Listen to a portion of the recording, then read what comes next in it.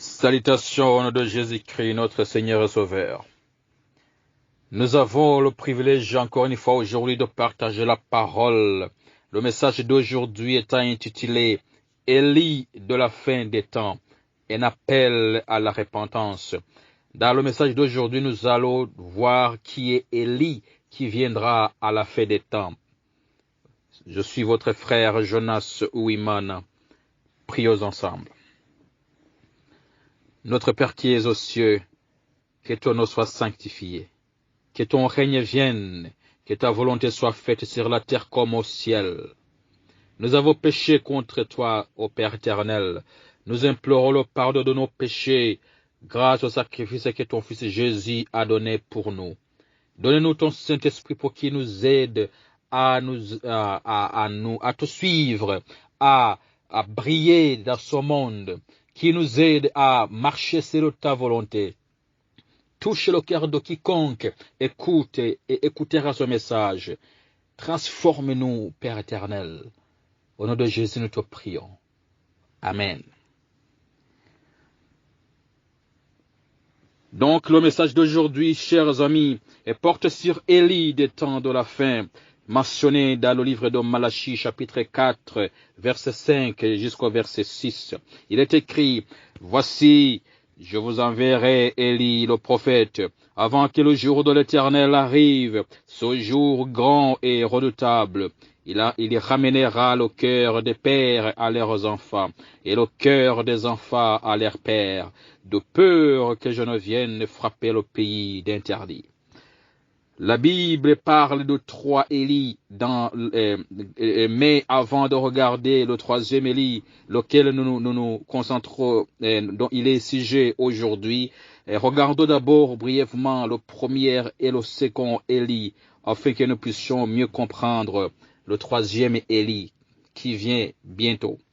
Nous avons Élie historique de l'Ancien Testament, donc c'est-à-dire Élie le prophète.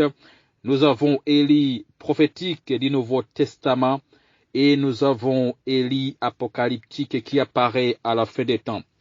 Élie historique se trouve dans les livres de 1er Roi chapitre 16 jusqu'au chapitre 21 et dans 2 Rois chapitre 9. Dans ce chapitre, chers amis, on retrouve les trois forces unies qui sont composées du roi comme le chef du pouvoir politique et la femme prostituée. Et ces faux prophètes qui ont trompé le peuple de Dieu et l'ont conduit au culte du Dieu soleil Baal. On retrouve aussi l'histoire du prophète de Dieu envoyé par le Très-Haut pour condamner cette fornication spirituelle. Commençons par identifier les ennemis d'Élie. Au moment où Dieu suscita Élie comme son prophète, les enfants d'Israël adoraient d'autres dieux, les idoles. Nous voyons la fornication du roi Akab et de Jézabel conduisant les enfants d'Israël à adorer le dieu soleil Baal. La prostituée, donc Jézabel, était une mauvaise influence pour le roi Akab et en conséquence les serviteurs de Dieu sont morts. Nous avons par exemple Naboth qui a été mis à mort sous les ordres de Jézabel. Jézabel a régné sur Israël dans l'ombre de son mari, le roi Akab. Elle a joué un rôle clé dans le pouvoir politique en manipulant le roi. Jézabel a poussé le peuple à abandonner son vrai Dieu, Jéhovah.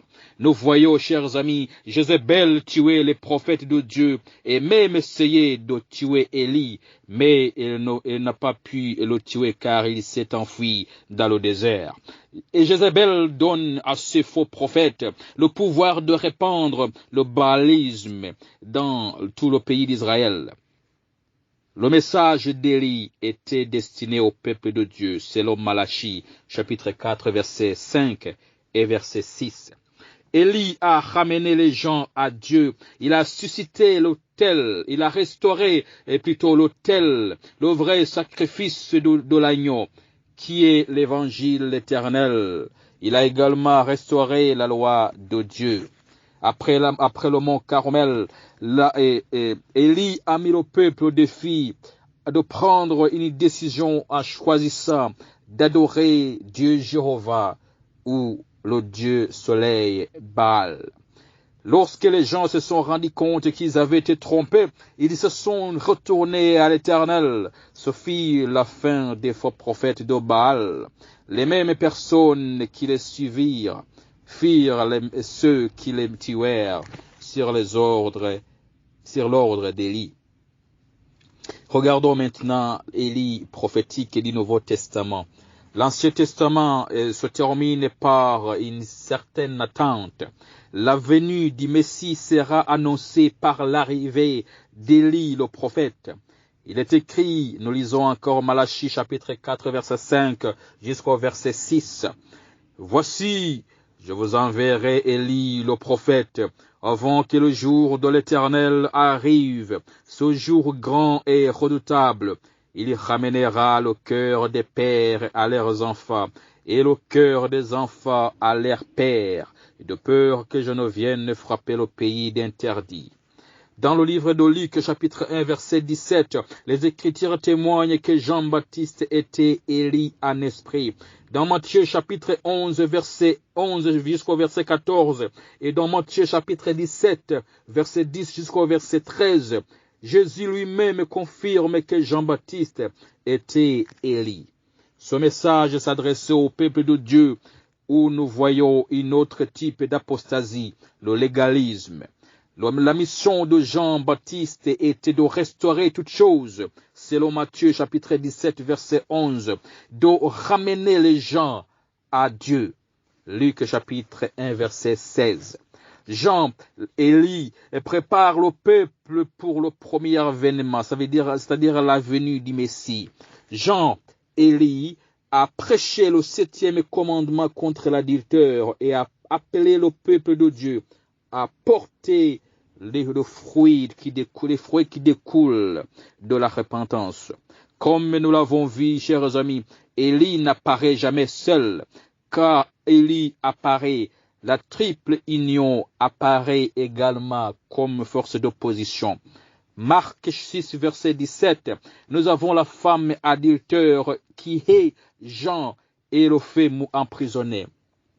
Marc chapitre 6, verset 18, Jean est mort pour avoir prêché le 7e commandement et dénoncé l'adultère de la femme Hérodias et le roi Hérode. Marc 6, verset 19, Hérodias seul ne pouvait pas tuer Jean. Elle était limitée dans ses pouvoirs. Elle avait besoin de l'aide de sa fille pour manipuler le roi afin qu'il accomplisse sa volonté. Dans Marc chapitre 6 verset 20, le roi n'était pas une menace pour Jean, il le respectait en effet. C'est lorsque la fille de sa femme a incité le roi à réaliser les souhaits de sa mère que la mort de Jean-Baptiste est devenue inévitable. Marc chapitre 6 verset 25, la fille est le reflet ou l'image de sa mère et elle a le même caractère. Il n'y a même pas pensé, elle a immédiatement fait ce que sa mère lui avait demandé de faire. Dans Marc chapitre 6 verset 23, le roi donc qui représente le pouvoir civil permet à la fille de danser, d'exécuter les ordres de sa mère. Elle est l'image de sa mère. Marc 6, verset 24, la mère est la figure dangereuse ici. La fille fait tout pour plaire à sa mère. Dans Marc 6, verset 26, le pouvoir civil se rend compte qu'il a été trompé par la mère et la fille, mais il était trop tard. Hérode, chers amis, était comme le roi Akab dans l'Ancien Testament. Il s'était placé dans ce dilemme en épousant la prostituée et en buvant son vin. Dans Marc chapitre 6, verset 27 et verset 28, l'État assassine le prophète sous l'influence de la mère et de sa fille. Donc nous avons les trois pouvoirs qui s'unissent ici. Nous avons le roi comme le pouvoir civil. Nous avons la mère qui représente donc la fausse religion. La femme est prostituée. Et nous avons la fille qui représentera le faux prophète. L'Esprit du Christ nous dit, en préparant le chemin pour le premier avènement de Christ, le Jean-Baptiste était un représentant de ceux qui doivent préparer un peuple pour la seconde venue de notre Seigneur. Ellen G. White dans le livre Jésus-Christ, page 101. Lorsque vous traitez avec Israël littéral, vous traitez avec une personne littérale sur une scène locale. Lorsque vous avez affaire avec l'Israël spirituel, vous avez affaire avec un mouvement de personnes à l'échelle mondiale. Donc nous avons deux types d'Élie ici. Nous avons le type martyr et le type qui a été enlevé au ciel. Chers amis, nous sommes prêts maintenant à regarder Élie apocalyptique qui apparaît à la fin des temps. Alors maintenant, regardons Élie des derniers jours. S'élèvera-t-il comme un seul homme, comme ses prédécesseurs? Nous avons déjà vu deux types d'Élie. Élie historique qui est monté au ciel sans passer par la mort. Et nous avons vu Élie prophétique qui a été tué. Alors la question, quand le dernier Élie apparaîtra-t-il? Nous lisons encore dans Malachie chapitre 4 verset 5 jusqu'au verset 6. Voici, je vous enverrai Élie le prophète avant que le jour de l'Éternel arrive, ce jour grand et redoutable. Il y ramènera le cœur des pères à leurs enfants et le cœur des enfants à leurs pères, de peur que je ne vienne frapper le pays d'interdit. Question, quand est-ce que ce jour terrible et redoutable du Seigneur viendra-t-il? Nous allons lire dans Malachie chapitre 4 verset 1 jusqu'au verset 3.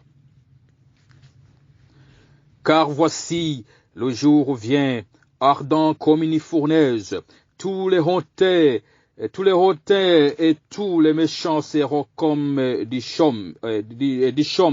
Le jour qui vient les embrassera, dit l'Éternel des armées. Il ne leur laissera ni racines ni rameaux. Mais pour vous qui craignez mon nom, se lèvera le soleil de la justice, et la guérison sera sous ses ailes. Vous sortirez et vous sauterez comme les veaux d'une table, et vous foulerez les méchants, car ils seront comme de la cendre sous la plante de vos pieds, au jour que je prépare, dit l'Éternel des armées. Question, quand le dernier Élie apparaîtra-t-il? Le Élie que nous lisons dans Malachie chapitre 4 verset 5 et le verset 6. Élie doit apparaître immédiatement avant la seconde venue du Christ. Nous le retrouvons dans le livre de l'Apocalypse. Dans le livre de l'Apocalypse, l'union de ces trois ennemis doit également apparaître, car n'oubliez pas, Élie n'apparaît jamais seul, comme nous l'avons déjà vu jusqu'ici. Dans l'Ancien Testament, Élie littéral a été envoyé avec un message à Israël littéral.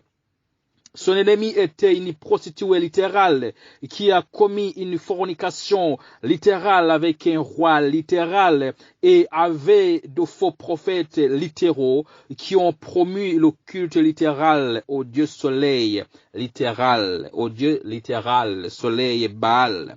À la fin des temps, les limites géographiques, personnelles et ethniques sont supprimées et les personnes de l'histoire de l'Ancien Testament deviennent alors symboliques des systèmes spirituels et mondiaux. En d'autres termes, mes chers amis, Élie, Israël, Jézabel, Akab et Baal et ses prophètes symbolisent tous les systèmes mondiaux à la fin des temps. Voyons d'abord brièvement les ennemis d'Élie apocalyptique. Nous n'allons pas tarder sur ces ennemis, car ce n'est pas l'objectif de ce message aujourd'hui, car nous nous concentrons sur Élie apocalyptique. Nous voulons discerner, nous voulons comprendre qui est Élie et quelle est sa mission. Dans l'Apocalypse chapitre 16, verset 19, il est écrit: et la grande ville fut divisée en trois parties, et les villes des nations tombèrent, et Dieu se souvint de Babylone la grande, et pour lui donner la coupe du vin de son ardente colère. Dans l'Apocalypse chapitre 16, verset 13, il est écrit: et je vis sortir de la bouche du dragon, et de la bouche de la bête, et de la bouche du faux prophète, trois esprits impurs semblables à des grenouilles. Nous identifions maintenant les trois ennemis d'Élie de la fin des temps. Dans le livre de l'Apocalypse, chapitre 12, verset 4, nous avons le dragon qui est Satan ici.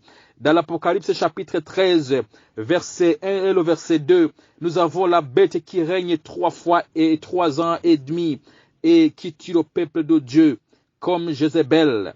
Donc la bête représente les rois de la terre selon Daniel chapitre 7, verset 17. Dans l'Apocalypse chapitre 17, verset 1 et le verset 5, nous avons la femme prostituée, littérale, donc qui représente une église prostituée mondiale, l'église catholique romaine. L'Apocalypse chapitre 17, verset 15, donc cette femme est assise sur les eaux, c'est-à-dire beaucoup de personnes. C'est une Jézabel mondiale. Donc nous avons la bête qui représente les rois, et nous avons la femme prostituée qui représente l'église de Babylone. Et nous allons identifier qui d'autre dans l'Apocalypse chapitre 13, le verset 11. C'est une image de la bête. Donc, qui sont les États-Unis d'Amérique, qui fait tout pour plaire à la première bête qui est la papauté. Cette bête fait ce que la première bête lui dit de faire. Il est écrit: puis je vis monter de la terre une autre bête qui avait 2 cornes semblables à celles d'un dragon et qui parlait comme un dragon. Donc la bête qui sort de la mer, c'est la papauté qui émerge de l'Europe où beaucoup de personnes habitaient. Et la deuxième bête qui sort de la terre, c'est-à-dire la bête qui sort des États-Unis, un pays qui émerge sur un continent inhabité. Dans l'Apocalypse chapitre 17, verset 5, sur son front était écrit un nom, un mystère: Babylone la grande, la mère des impudiques et des abominations de la terre. Ces filles, donc les églises protestantes, sont nées d'elle et après elle. Nous voyons comment le pape est en train d'utiliser les dirigeants politiques pour atteindre son objectif de rassembler les gens du monde entier pour la loi nationale du dimanche. En 1798, le gouvernement français, donc le roi de l'époque, Napoléon, qui envoie son général pour capturer le roi. Il fut emprisonné en France où il mourra. Donc le monde entier pensait que c'était fini pour le système papal. Mais il est en train de regagner son pouvoir en persuadant ses filles, donc les églises protestantes, d'exhorter les dirigeants des nations à réaliser ses plans. Quelle est la mission et le message d'Élie apocalyptique, chers amis? Élie de la fin des temps a un message pour le peuple de Dieu pour qu'il y retourne à lui. Apocalypse chapitre 14, verset 16. L'évangile éternel, le message des 3 anges. Il appelle à adorer le Créateur. L'Apocalypse chapitre 14, verset 7. Il réprimande ceux qui adorent la bête ou son image ou reçoivent sa marque. Il a également réprimandé la fornication avec les rois. Il annonce que l'heure du jugement de Dieu est venue. Ainsi les justes doivent être séparés des méchants. Lorsque le message est terminé, il n'y a que 2 groupes, l'un pour le salut et l'autre groupe pour la destruction. Chers amis, le message commun des 3 Élie est la repentance. Les 3 Élie appellent le peuple de Dieu à se repentir. Le jour de la Pentecôte, tout tourne autour de la repentance. Quel est le message que nous prêchons aujourd'hui? Nous recherchons toujours de nouvelles méthodes, de nouvelles stratégies pour prêcher l'évangile. Mais le problème, chers amis, n'est pas les méthodes ou les stratégies, mais le message que nous prêchons. La principale raison de l'existence de l'Église adventiste du 7e jour, c'est de proclamer le message qui préparera les gens à l'enlèvement lors de la seconde venue de Jésus-Christ. Le message de Jean-Baptiste était l'appel à la repentance. Matthieu chapitre 3, verset 1 jusqu'au verset 8. Il n'y a pas d'église adventiste du 7e jour s'il n'y a pas la proclamation du message des 3 anges, parce que telle est notre mission en tant qu'individu et en tant qu'église. L'esprit de prophétie dit, dans un sens particulier, les adventistes du 7e jour ont été établis dans le monde en tant que gardiens et porteurs de lumière. L'Église de Dieu des derniers jours leur a été confiée, le dernier avertissement pour un monde qui périt. Sur eux brille une merveilleuse lumière de la parole de Dieu. Ils ont reçu une œuvre de la plus solennelle importance, la proclamation des messages des premiers, du deuxième et du troisième ange. Il n'y a pas d'autre œuvre d'une si grande importance. Ils ne doivent permettre à rien d'autre d'absorber leur attention. Témoignage pour l'Église, volume 9, page 19, le livre en anglais. Il continue l'esprit de prophétie. Le premier et le deuxième message ont été donnés en 1843 et en 1844. Et nous sommes maintenant sous la proclamation du troisième.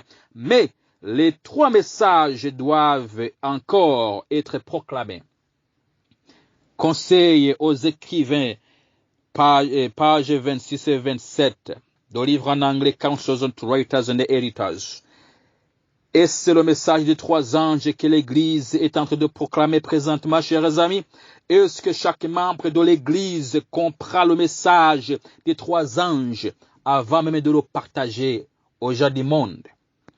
Car c'est notre mission en tant qu'individu et en tant qu'Église. Tout dirigeant d'Église qui minimise la proclamation de son message, qui interdit toute proclamation, toute prédication du message des trois anges, ce dirigeant travaille pour Satan. Dans les derniers jours, le message d'Élie est un appel à la repentance de l'Église du Christ à la fin des temps, l'Église de Laodicée. Dans l'Apocalypse chapitre 3, verset 14 jusqu'au verset 19, Jésus dit: et donc, dis-elle, et repens-toi. Comme Élie historique et Élie prophétique, donc Jean-Baptiste, qui ont appelé les enfants d'Israël à la repentance, Élie apocalyptique appellera le peuple à se repentir, à s'examiner dans la foi. Chers amis, nous vivons le jour de l'expiation, le jour de l'auto-examen.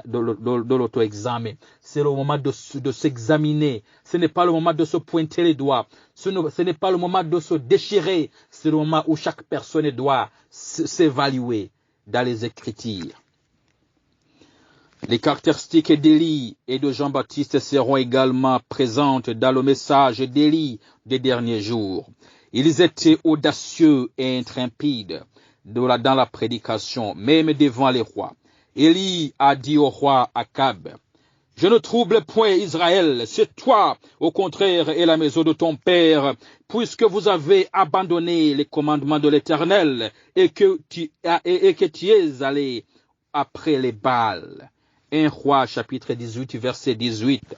Jean a dit au roi Hérode: il ne t'est pas permis d'avoir la femme de ton frère. Marc chapitre 6, verset 18. Jean-Baptiste et Élie, le prophète, n'avaient pas peur de prêcher un message clair devant les chefs religieux et les dirigeants. Jésus a dit que cela se reproduirait dans les derniers jours. On vous livrera aux tribunaux et vous serez battus de verges dans les synagogues. Vous comparaîtrez devant des gouverneurs et devant des rois à cause de moi, pour leur servir de témoignage. Marc chapitre 13 verset 9. Dès que vous vous levez pour prêcher la vérité présente, il y a la persécution qui vous attend. Mon ami, la même église où vous adorez, où vous êtes inscrit en ce moment, il y aura ceux qui dénonceront les autres devant les autorités et ceux qui seront dénoncés. Dans quel groupe serez-vous? Nous ne devons pas chercher à obtenir notre approbation parmi les hommes, mais plutôt auprès de Dieu, afin d'effectuer un grand réveil. Le message d'Élie doit être une proclamation audacieuse d'une vérité claire, sans compromis et parfois impopulaire. Car il viendra un temps où les hommes ne supporteront pas la saine doctrine, mais ayant la démangeaison d'entendre des choses agréables, ils se donneront une foule de docteurs selon leurs propres désirs, détourneront l'oreille de la vérité et se tourneront vers les fables. 2 Timothée chapitre 4, verset 3 et le verset 4. Élie, le prophète, et Jean-Baptiste, ils avaient un régime alimentaire et un mode de vie simple. 1 Roi chapitre 17, verset 11. Marc chapitre 1, verset 6. Élie et Jean-Baptiste étaient tous deux connus pour leur simplicité dans leur régime alimentaire et pour leur vie dans la nature sauvage, donc dans le désert. Ces rigueurs de base maintenaient leur faculté mentale claire et leur corps fort, afin qu'ils puissent être préparés pour le travail spécial que Dieu les appelait à faire. Soit donc que vous mangiez, soit que vous buviez, soit que vous fassiez quelque autre chose, faites tout pour la gloire de Dieu. 1 Corinthiens chapitre 10, verset 31. Élie de la fin des temps, chers amis, doit faire de même. Nous avons le même appel. Jésus a révélé à sa servante Ellen G. White ce qui suit. Dieu essaie de nous ramener pas à pas à son dessein originel, que l'homme doit subsister grâce aux produits naturels de la terre. Parmi ceux qui attendent la venue du Seigneur, la consommation de viande finira par disparaître, la chair cessera de faire partie de leur régime alimentaire. Nous devons toujours garder ce but en vue et nous efforcer d'y travailler avec constance. Conseil sur la santé, page 450. Ou dans le livre Événements des derniers jours, page 81, paragraphe 5. Ce sont des livres en anglais. L'esprit de prophétie continue de dire de plus grandes réformes devraient être vues parmi les gens qui prétendent attendre l'apparition prochaine du Christ. La réforme de la santé doit faire parmi notre peuple une œuvre qu'il n'a pas encore faite. Il y a ceux qui devraient être conscients du danger de manger de la viande, qui mangent encore de la chair d'animaux, mettant ainsi en danger leur santé physique, mentale et spirituelle. Beaucoup de ceux qui ne sont maintenant qu'à moitié convertis sur la question de la consommation de viande quitteront le peuple de Dieu pour ne plus marcher avec eux. The Review and the Herald paru dans le 27 mai 1902. Événements des derniers jours, page 82, paragraphe 1. Le livre en anglais. L'esprit de prophétie continue, chers amis. Pourquoi certains de nos frères ministres manifestent-ils si peu d'intérêt pour la réforme de la santé? C'est parce que l'instruction sur la tempérance en toutes choses s'oppose à leur pratique de l'auto-indulgence. Nul ne devrait être mis à part comme enseignant du peuple alors que son propre enseignement ou son exemple contredit le témoignage que Dieu a donné à ses serviteurs en matière de régime alimentaire, car cela apportera la confusion. Son mépris de la réforme de la santé le rend inapte à se présenter comme le messager du Seigneur. Conseiller sur l'alimentation et les aliments, chapitre 25, page 454. L'apôtre Paul n'avait pas peur de dire au peuple, « Soyez mes imitateurs, comme je le suis moi-même de Christ. » 1 Corinthiens chapitre 11, verset 1. Mais ce que nous entendons de nos dirigeants aujourd'hui, ce n'est pas « Soyez mes imitateurs », mais nous entendons plutôt « Écoutez ce que je dis, ne regardez pas ce que je fais, car moi aussi je suis un être humain. » Mais ce n'est pas le message d'un dirigeant. C'est le langage, chers amis, que chaque dirigeant d'église doit utiliser devant ses membres aujourd'hui. Donnez le bon exemple en appliquant toutes les instructions du Christ, sans exception aucune. Frères, humilions-nous dans l'obéissance et laissons l'Esprit du Christ nous guider, nous aider à nous installer dans la vérité. Laissez la lumière de Dieu briller sur nous, afin que nous éclairions le monde en retour en proclamant la vérité présente. Il y portait Jean et Élie portaient de vêtements modestes et simples. 2 Rois chapitre 1 verset 8, Marc chapitre 1 verset 6. Voici ce que dit l'esprit du Christ ou l'esprit de prophétie. À l'époque où les rois et les prêtres aimaient porter des ornements et de longues robes fluides, la modestie et la simplicité d'Élie et de Jean étaient une réprimande cinglante. Nous vivons à une époque où l'attention portée à la flamboyance et à la mode n'a jamais été aussi arrogante. L'objectif principal des créateurs des vêtements, des designers modernes, est de mettre en valeur la sexualité d'une personne. Malheureusement, tout déperçage corporel au tatouage est pratiqué même parmi les chrétiens de profession. Une fois de plus, l'Église a désespérément besoin que les Élis des derniers jours témoignent pour Christ par leur exemple d'humilité et de simplicité à travers des vêtements et une apparence modeste. Témoignage pour l'Église, volume 1, page 458 jusqu'à la page 459. Il est écrit: et à revêtir l'homme nouveau, créé selon Dieu, dans une justice et une sainteté qui produit la vérité. Éphésiens chapitre 4, verset 24. L'esprit de prophétie nous dit: les chrétiens doivent suivre le Christ et rendre leur tenue vestimentaire conforme à la parole de Dieu. Témoignage pour l'Église, volume 1, page 458 et à la page 459. L'esprit de prophétie continue de nous éclairer.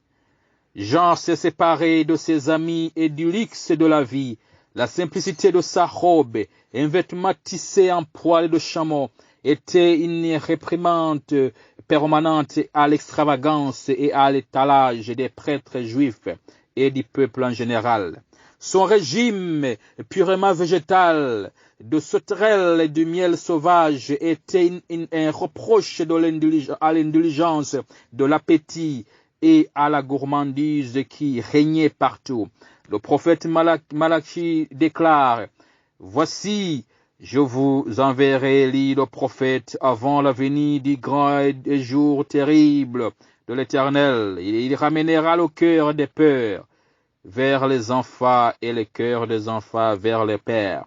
Ici, le peuple décrit le caractère de l'œuvre. Ceux qui doivent préparer le chemin pour la seconde venue du Christ seront représentés par le fidèle Élie, comme Jean est venu dans l'esprit d'Élie pour préparer le chemin pour le premier avènement du Christ. Élie des derniers jours ne sera pas un seul homme, mais un groupe de personnes qui préparera le monde pour la seconde venue du Christ. Et l'esprit de prophétie nous dit: le grand sujet de la réforme doit être agité et l'esprit public doit être agité. La tempérance en toutes choses doit être liée au message pour détourner le peuple de Dieu de son idolâtrie, de sa gourmandise et de son extravagance vestimentaire et d'autres choses. Conseil sur l'alimentation et les aliments, volume 3, chapitre 3, page 71 et à la page 72. Le livre en anglais. Chers amis, nous sommes des Élis, ou nous sommes Élie. Prêchons le message des 3 anges en vérité, c'est-à-dire le message des 3 anges de l'Apocalypse chapitre 14, ainsi que celui du 4e ange de l'Apocalypse 18, qui est la répétition du message du 3e ange avec puissance après l'effusion de la pluie de l'arrière-saison, pour appeler le peuple de Dieu de sortir de Babylone.